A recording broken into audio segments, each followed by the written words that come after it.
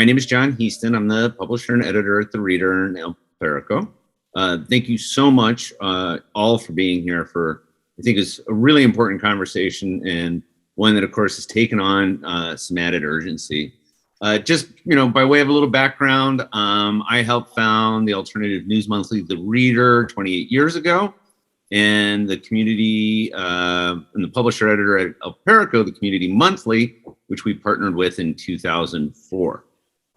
We do some award-winning journalism, and we've also built a new business model. Today, more than 70% of our revenues come from what's called agency services.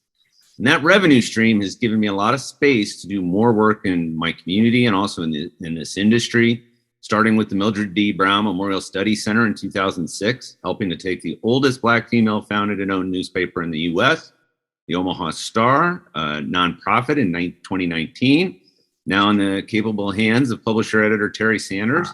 And in 2018, I helped launch the journalism nonprofit Noise, which is now in the capable hands of Executive Director Miles Davis. I've also had the privilege to work at the national level, helping to lead a collaboration of 3 national associations of local media, representing about 600 different local media in its entirety. That's the Alternative, Hispanic, and Black Press. We've been working with national journalism funders, especially the Google News Initiative, where we helped to raise over $2 million to support BIPOC publishers to date. That's just in the first year. We're getting started on a really bigger second year. Our group also led a conversation of all the national associations of local media and all the national journalism funders around that led to the COVID emergency relief funds. So over $80 million in direct aid was delivered to local publishers from Facebook and Google in the summer of 2020. Collaborating locally and nationally, I can say Omaha has a unique and very collaborative media ecosystem. Now, as we all weigh the future of local media, and some of the biggest stories out there haven't started with journalists, but by regular folks on the street with their phones, there were 2 programs that were very high on my list to bring to Omaha. The first is documenters. Last year, there was a national call for communities interested in bringing documenters. We learned a few months ago that Omaha is in that first cohort. So be careful what you wish for. Thanks to a White Family Foundation planning grant, we are well on our way. And that starts with an advisory committee that has representatives from what we consider the mainstream media, the daily newspaper and our major broadcasters, and our community media, which is kind of the constellation of the rest of us, as well as people from the community and community leaders. So I'm really excited to bring this panel to Omaha as we all weigh the important issues in our community and the critical importance that information and local media play in that. We have a top-notch group that has been on the front lines of these conversations for years, with proven pilots like documenters to show for it. So without further ado, I'd like to introduce our moderator for today's panel, Monique Farmer, formerly leading communications for the Army Corps of Engineers, then at ConAgra, and after that at the Omaha Public School District.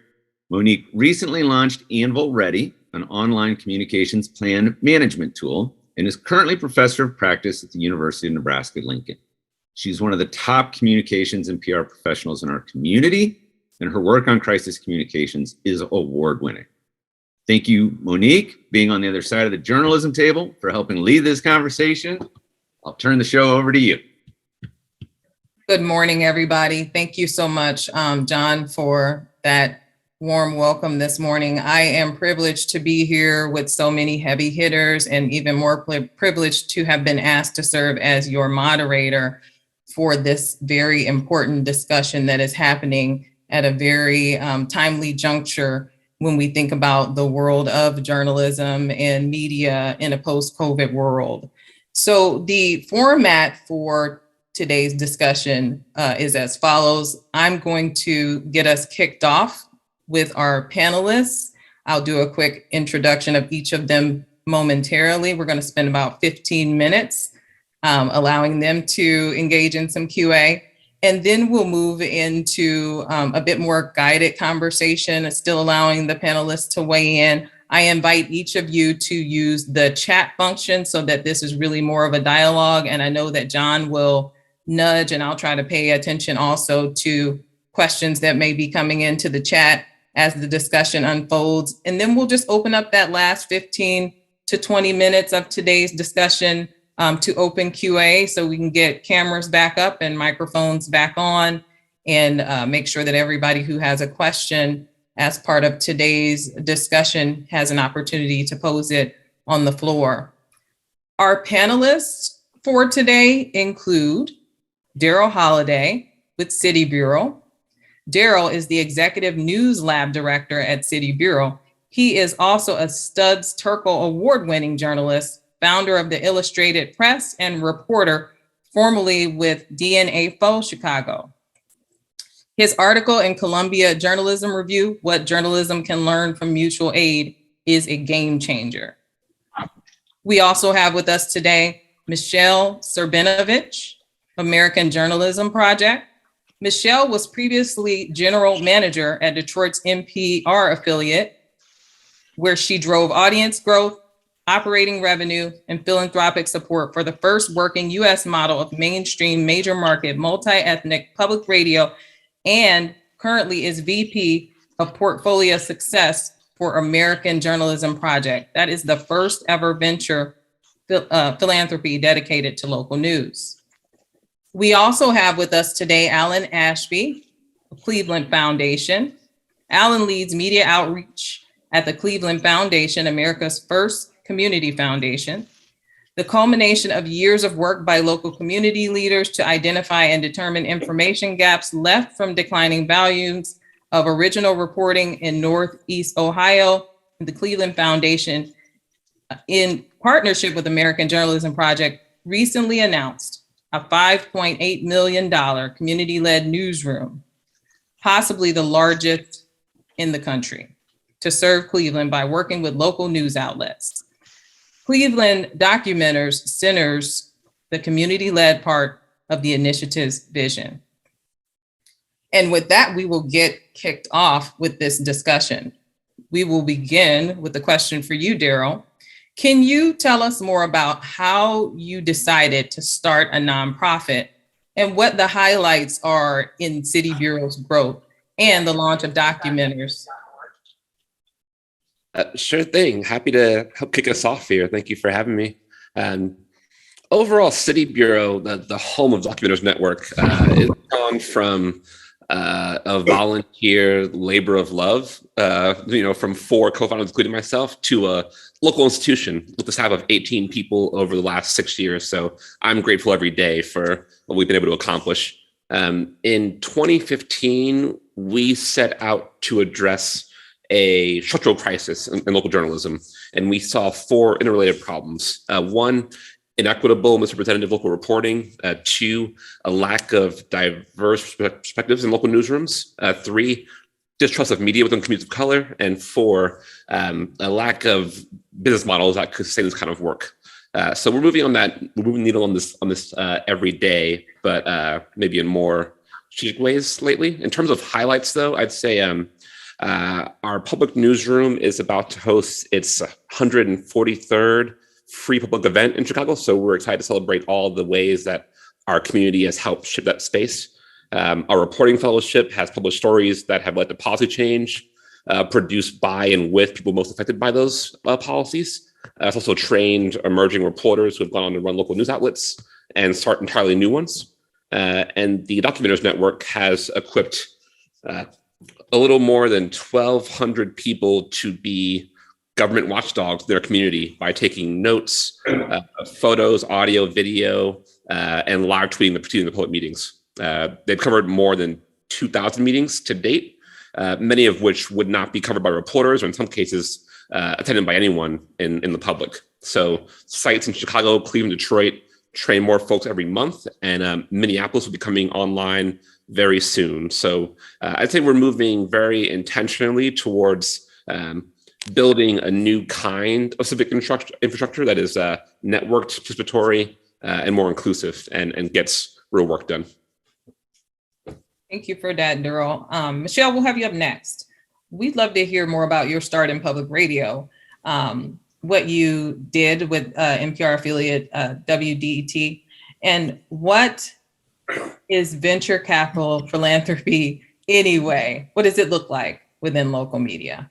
Sure. Thanks so much. Interesting path to get to WDET. I wasn't a journalist and I hadn't worked in a newsroom, but when I joined the organization, it was in 2011. Ooh, is that accurate? So funny how time flies. I came in to work on a digital transformation of going from a radio station and thinking about ourselves as a multimedia organization and a real civic asset. And spent a lot of time when I started and ultimately when I left as the general manager in building up our local news capacity. So not just relying on us as a provider of national programming from National Public Radio, but really investing in meeting the needs of our community. And we invested in more reporting capacity, but we also collaborated a lot with other partners in the media. We were fortunate that the Knight Foundation and some other national funders were interested in Detroit. They had made some larger philanthropic investments to support that kind of growth and collaboration of nonprofit newsrooms in the region and build more of a robust ecosystem. During that time, actually met Daryl and was really excited about the model in Chicago that they were building and saw that as part of the solution that Detroit needed, and said, let's get together and see if we can bring this in and WDT can house it to start. Let's pilot it, see what this looks like in another city. And was really impressed with the response that we received, the interest in the community in participating in this. And then over the last few years, thanks to support from the local community foundation, has grown to, we're competing with you, Daryl, in Chicago and Detroit on how many meetings are being covered, but really becoming a real robust program that's providing news information to residents directly as well as to other media. It's now housed at Outlier Media.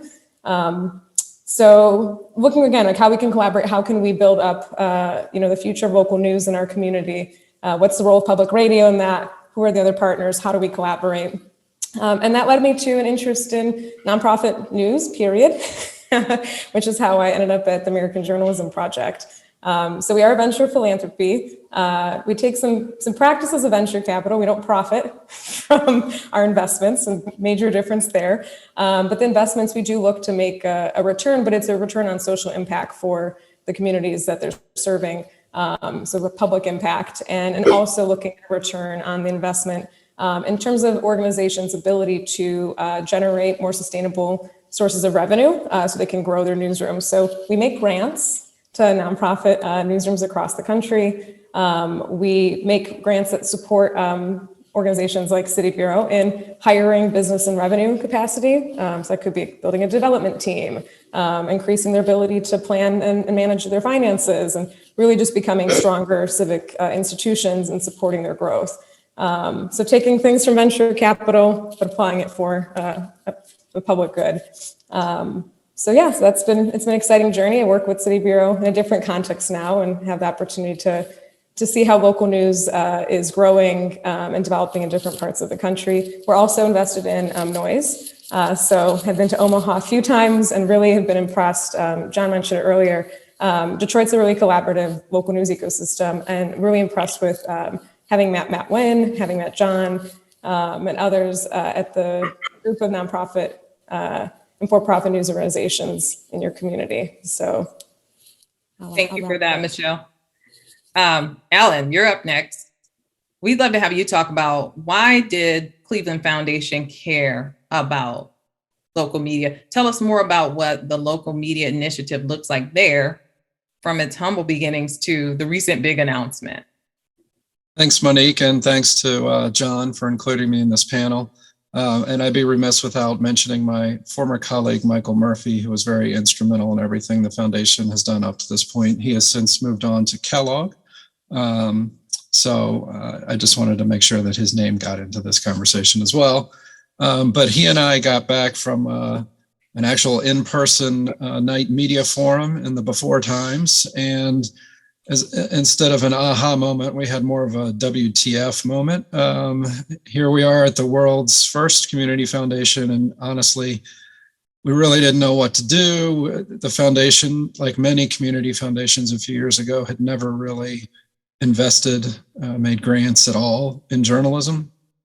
And so we kind of took the lay of the land, asked around, and decided to do some research where we kind of discovered it was less capital J journalism and more news and information that were lacking from the ecosystem. As a quick example, we did a lot of this during the government shutdown in, I think it was early 2019. And people were saying that all the media in Cleveland were covering the shutdown, just that the government was shut down, but no one was saying how to get information that people needed to continue and live with their life, the day-to-day parts of their lives. So that critical information was lacking in our ecosystem. So from there, we did some experiments. We did some collaborative work. One of the big things we did was convene a monthly funders meeting in Northeast Ohio for a group of the willing that were, from, in Cleveland. Obviously, the Cleveland Foundation is the big fish, but we didn't want to drive the whole initiative. So this was open to everyone, small funders on up to the foundation. And we just kept them engaged throughout the process because, like us, no one really knew how to fund journalism. So we felt like it was important to bring as many people into the fold as we could. So one of those collaborative efforts that we did, and I'll share a link in the chat here when I'm done pontificating, but involved 5 or 6 different funders a couple of years ago, and it was kind of training that muscle memory as to why this is important. After that, and I think as Michelle touched on, evidently all roads lead through Daryl, but then we brought documenters to Cleveland, and that has been a resounding success. It's been great to hear anecdotes from city council meetings where they give a reminder that there's a documenter in the room, that accountability is, you can't get that anywhere else. So it's been great to see.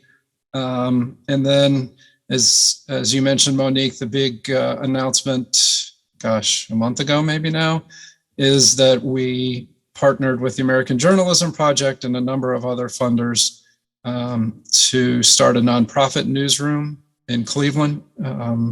We're beyond excited about this. We feel like this is going to be a game changer. And to be able to build it on the foundation that is Documenters just makes it even more ready to go from day one. So that's kind of our 4 or 5 year journey in a nutshell. So this question could be for either of the three of you. Big picture. What truly is the right role that philanthropy plays in media? This is a fairly novel concept it was birthed over, somebody correct me, the last 5 years or so. I started to hear conversations about it, maybe within that time span, but what's the right space for philanthropy to be in? What's the right look and feel for that? I can take that since I forgot to put myself back on mute. I'll start with an answer. There's a couple things. For us to even get to the American Journalism Project announcement, we had to convince our internal team about the importance of funding journalism. And I'm not quite sure who to give this credit to. I forget who said it originally, but whatever your top issue is, your second issue should be journalism if you hope to make an impact. That's kind of one of the big selling points of this project. Another is that studies have shown over and over and over again that where journalism has declined, there's more corruption, voter turnout decreases, fewer individuals even run for office, bond prices go up, and communities become more polarized.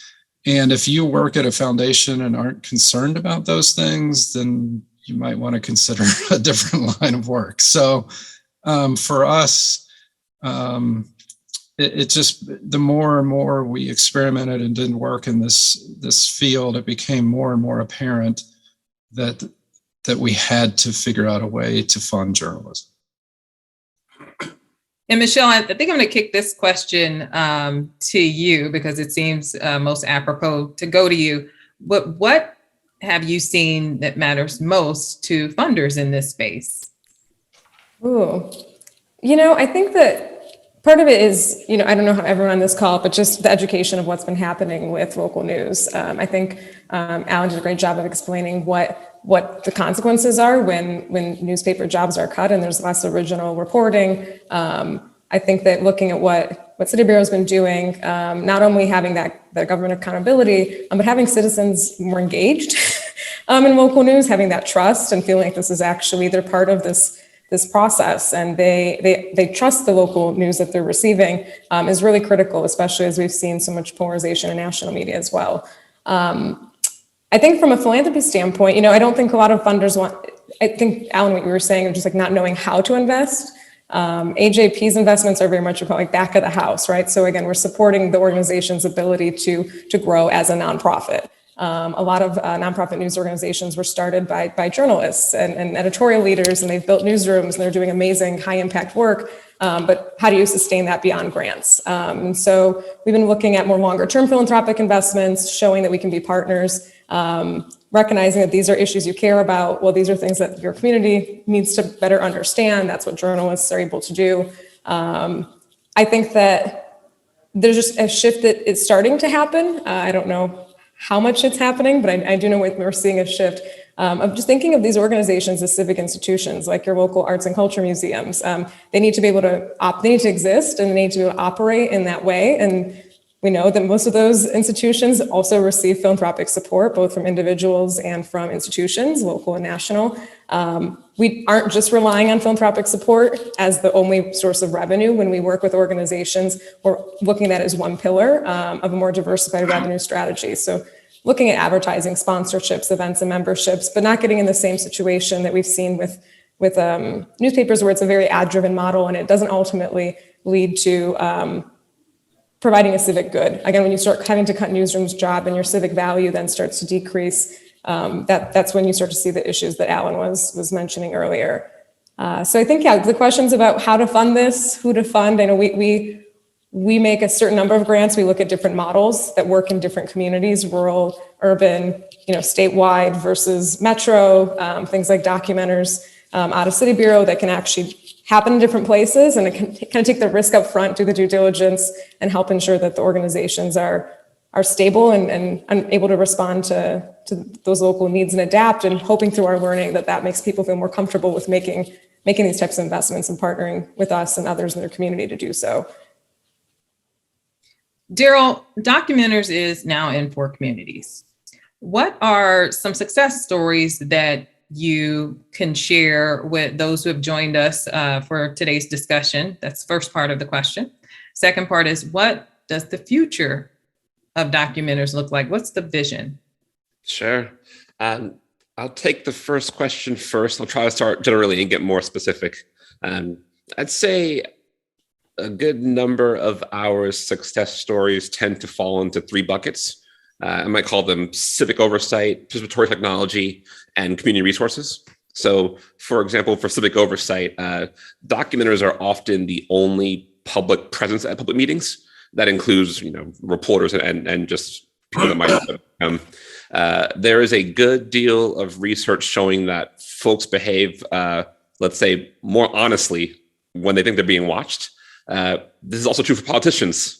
Believe it or not, politicians feel, they're being watched. They may be more likely to abide by the rules. So documenters are creating a new public record for both policy, but also their presence alone can be a means of accountability. For technology, we've built a custom web platform, documenters.org, which you can see anytime. It scrapes government websites to compile and display the times, dates, locations, materials of public meetings across the spectrum that otherwise would be spread across dozens of websites in any given city. So it's also a one-stop shop for the documenters community. Documenters themselves can go there to find assignments, submit their content, and also go on a message board and talk to each other. So it's a spot for community, but also practical community work, civic work. And as far as community resources, we've built this network to provide transparency through civic engagement. So funding documenters is funding local people to participate in civic life, because those funds stay local in folks' pockets. But we also don't pay people to cover government meetings. We provide space for care and connection, for learning and networking, and spaces that build community. So some quick on the ground practical examples. Just a few weeks ago, a documenter in Chicago named Will Reynolds noticed that the Illinois Board of Elections was violating the Open Meetings Act. So he emailed the Attorney General's office notifying them of the issue, and posted an update on the message board saying that the Attorney General would look into it. A week later, he was live tweeting that same agency when he noticed the staffer mentioned the letter, and the board chair made a point of specifying why they went into closed session. So it's just a good example of how the rules can be bent when someone isn't looking. They can be kind of evaded, but when a documenter is there, they can point it out. They can send a FOIA. They can spot what needs to be done to make it more public and transparent. We've had documenters use their experience with us on their resumes to get employment, and credit documenters with that assistance. We have documenters who've become staff members of their local program. Noah Kincaid is a documenter in Detroit who's now the field coordinator for Detroit documenters. Just recently, a Detroit news outlet said Noah deserves the Persistence Prize, which I love that phrase, for liberating public documents and describing what an arduous process that would normally be for the average everyday citizen. I can go on, but I'll also mention that all of our current sites now publish what we call a newswire. So that's either a daily or a weekly rundown of local government via newsletter or social media like Instagram. So we often get a question, what happens to documenters' content? That answer is we are making good use of it. Our partners in Chicago and Detroit and Cleveland, whether that be the Free Press in Detroit, the Cleveland Observer in Cleveland, in Chicago, WBEZ, other sites, are using what documenters produce to inform their own reporting. The future. I'll be brief with this one. The future of documenters is more sites. I mean, we've known from the beginning that if we made this technology efficient in a way that allows other folks to pick it up, that the problems that we were addressing in Chicago are present everywhere. The gap between the public and government, the distrust that may exist, the need for transparency and action, those are all things that aren't just Chicago issues. Those are national. So the future is more sites, but the future is also, it's networked, it's participatory, and ideally that future is community-led. So that's the vision for where we're going in the next 3 to 5 years. Well, maybe ask me again after that where we land, but we're moving forward. And I'll just throw in real quick that here in Cleveland, that the documenters in the first year of the program here represented every zip code in the city, and that the demographics of those documenters almost exactly match the demographics of Cleveland. And those are two things that were sorely lacking from traditional media here in the city. And that's very important to us. The cities in Detroit and Chicago look the same. Documentary programs are meant to look like the city that they exist in. So you've touched on themes of accountability and to even some extent, local media as a public good. This question is on the floor for either one of you to weigh in on, or all three if you'd like. How important is collaboration for funders and fundamentally to the future of success of local media? I would say, speaking from our Cleveland, that collaboration is critical. I wouldn't be here today as part of this panel if it wasn't for collaboration. In any model, journalism, it needs multiple funding sources, and I think philanthropy is always going to be one of the legs of the stool. And so to ensure that this venture is successful over the long term, we need a lot of folks involved. So that's why it's, right now 7 or 8 different foundations strong. An individual donor came up really big for us. We're hoping to add more individual donors. So yeah, it's mission critical. Michelle, Daryl? Do you want to go, Daryl? I can start. Yeah, I think for sure, I was mentioning earlier about collaboration too, because, I think you can look at this from a scarcity mindset, right? Like, oh, there's less reporting jobs and like, there's a crisis that's happening, but also what assets do you have and what new models, we think about like not just rebuilding what's been lost, but reimagining what local news could look like in local communities. And I think that's going to require collaboration. And we've seen the places that have been succeeding and growing are highly collaborative, and that involves both, working with public media, working with, which we are funding a few public broadcasters as well, who the reason why we're interested in them is because they're very collaborative, but working with other media partners, nonprofit and for-profit, broadcast and digital, and also with other stakeholders to make sure that the needs are being met and that the work itself and the organizations themselves are reflective and responsive to those communities. And I think it's just kind of that switch to building that institution, or that trust, rebuilding trust in institutions and media, local journalism as an institution. So yeah, I think the places where we've seen the most success are organizations or programs that are started with that at the core. And then collaboration with community and with other media and with funders, and support from the community, because that's the goal ultimately, is that you're providing value and reaching enough folks that community in an individual level, like every day, people can step up and provide support because they recognize the value of this work and feel part of it.